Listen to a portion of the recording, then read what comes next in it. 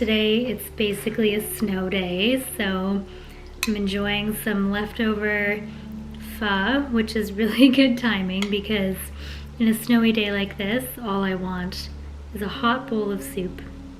It's chicken, rice noodles, I think bok choy, carrots, bean sprouts, what else? I even added some spinach for some extra greens.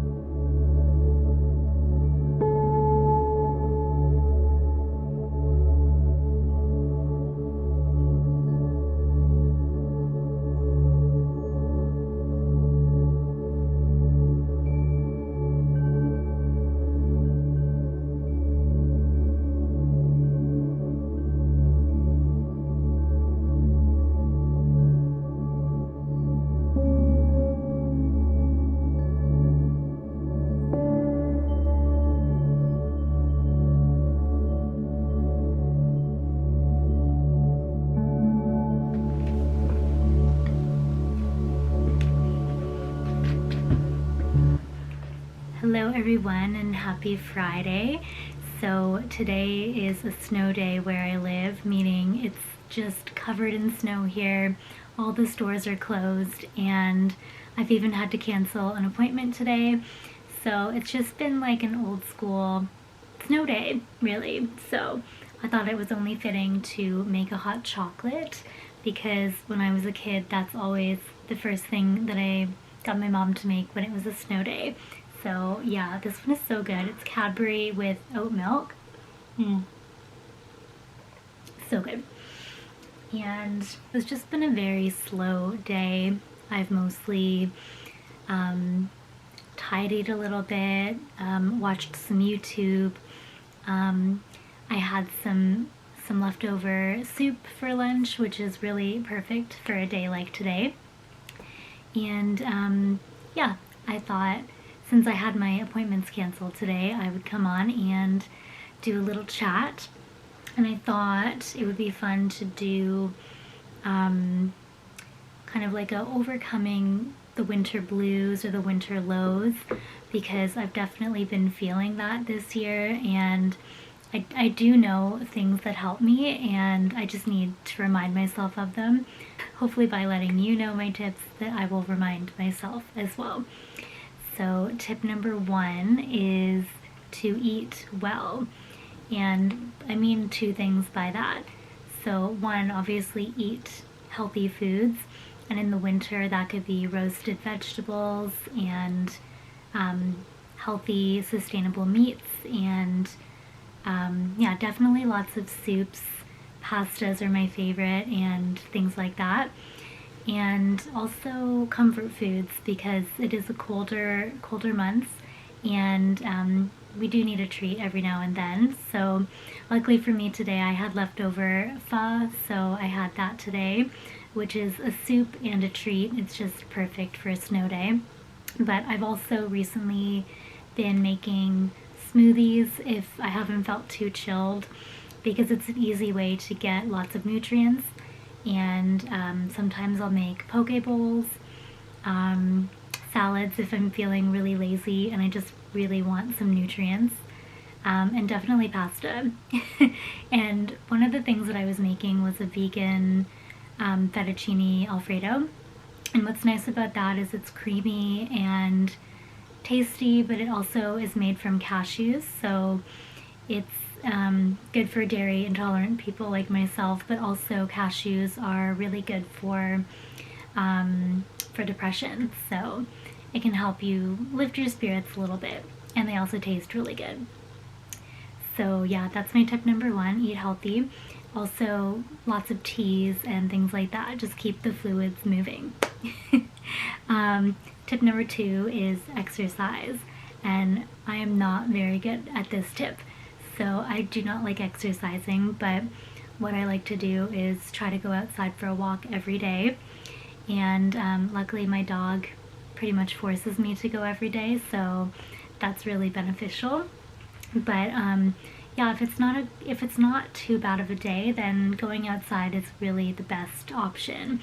And it's a way for me to enjoy the winter as well, because it is very beautiful, albeit very cold, but yes, very beautiful. So that's one. And if I really can't go outside, then stretching is probably the next best option, or yoga. And I do have kind of like a weight, it's like 2 pounds, like a weight system that I do sometimes that really makes me feel better too. So that's number 2. And number 3 is to journal. And first of all, you need to get a really cute journal. So this one is mine. I got it last year from Indigo, 4 chapters. And I think at the time I was really drawn to it because it reminded me of White Lotus. But I still really love it, and yeah, it's just special to have something beautiful to open and you want to write in it. So I like to journal because it helps me get my thoughts out, and anything that's bothering me I can kind of write it through. And yeah, what was I gonna say? Yeah, I like to journal because it helps me clear my thoughts and just get everything down on paper. And I even use it to write affirmations or even scripting, which I really like to do. It's a form of manifestation, and if anyone wants me to talk about that, then I'd be happy to. But yes, journaling just makes me feel very grounded and relaxed, and it's also a very cozy thing to do. I really like to do that in the mornings. Let's have a hot chocolate break.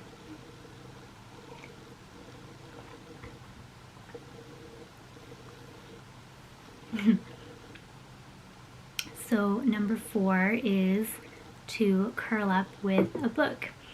And that's probably the most popular winter activity, definitely in my house anyways. And I've never been the biggest reader, but over the past couple of years I've gotten better at it for sure. And the last book that I read was Once Upon a River. I've got it out from the library, and it was recommended by another YouTuber. And at the moment I'm kind of obsessed with swans. I don't know if you could tell, but there's a swan here. Oh, not on this one, but my other journal has a swan. Anyways, really into swans at the moment. And this is a really cool book. It takes place in kind of the Cotswolds area of England, along the River Thames. And there's a bunch of different characters and different towns that run along the river, and it follows a group of the characters as they all interact with one specific thing that happens at the beginning of the book. And wonder I could just read a quick little piece of it. 3 girls missing, 1 is returned. A story begins. And it's definitely like a historical, no, it's not historical. It's a literary fiction, I would say, but it also has just like a sprinkling of fantasy as well. A little bit of magic, a little bit of romance, a little bit of mystery. It's really good. So yeah, happy to finish that. And then my next book that I'm reading, it's not really, this is more of a 21-day challenge, but Rhonda Byrne's new book, Countdown to Riches. I really liked her book, The Magic, which was also like a 30-day challenge for manifesting. And this is very similar, but it's more to do with finances and not overall manifesting. So I'm excited to read that. And I think I'm also going to finish I'm gonna probably finish this book as well, The City of Girls by Elizabeth Gilbert. I started it in the summer, but I took it out on my Kobo from the library, and it was due before I could finish it. And I actually do have the book, so I think I'll just keep reading it from here. I don't exactly remember where I am, so I'll have to figure that out. But so far I really like it, and this is like 1940s, yeah, 1940s New York. And it follows a girl who goes to stay with her aunt in a theater in New York, and she learns how to, well, she doesn't learn, she helps her aunt by sewing costumes in the theater, and she makes this big group of friends from the actresses in the theater. And yeah, it's a little bit risque but funny, and being in the theater myself, I really enjoy this. So yeah, definitely gonna finish that. And what's my next tip? Tip number 5 is to have a show or a movie to watch, and particularly a show to binge. So the show that I'm binging currently is Below Deck, and I really love the Below Deck Mediterranean the best because I love Captain Sandy, but I'm all caught up on that, so I'm watching nightly the original Below Deck with Captain Lee, who is also pretty great. And yeah, that's just a fun thing to watch, but I'm also looking forward to the new Agatha Christie show on Netflix, which I think comes out today, so I'll be watching that this evening. And also a movie that I've recently watched was along the lines of Agatha Christie, another murder mystery was Knives Out, Wake Up Dead Man. And that was really, really good. And I think it was supposed to take place in America, in New York, but I'm pretty sure it was filmed in the UK, and I just loved the vibe of it. So yeah, that was a really good watch. But I am excited for the Agatha Christie series. The only person I know who's in it is Helena Bonham Carter, but that's really all you need. Same with Knives Out, I was in it for Glenn Close. So yeah, anyway, those are my to watch and to read. And then my 6th tip is to learn something. So I think like learning something over the winter just keeps you excited for something and keeps you looking forward to something in the winter. It's not just, you know, nothing to do, nothing to go to. So I'm currently taking a Reiki level 1 course, and it's a 2-day in-person course where you learn how to use Reiki and learn the history of Reiki and how to practice it on yourself and others as well. And by the end of the training, I'll be a Reiki level 1, which means I can practice, I think, even professionally, but I don't think I would be ready for that, but I can definitely practice on myself and hopefully get some healing vibes going. But I'm really enjoying that, and it came with a textbook as well, so I'll be reading that over the winter as well. And number 7 is to pamper yourself. So for me, that would be going to get a massage or reflexology. For some, it could be getting a facial, or going to the pool, go swimming, and then sit in the sauna afterwards. That's always really nice. But just whatever makes you happy, just make that appointment and go. And yeah, it just definitely brings a little treat to the winter days. And number 8 is to go to sleep early and sleep in if you have to, because the winter is all about rest and, you know, rejuvenating. So if you're feeling extra tired, just take that time to sleep extra. I know I am.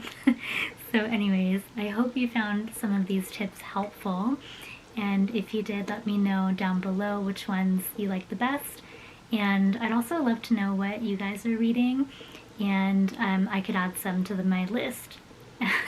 And maybe I could add some to my list.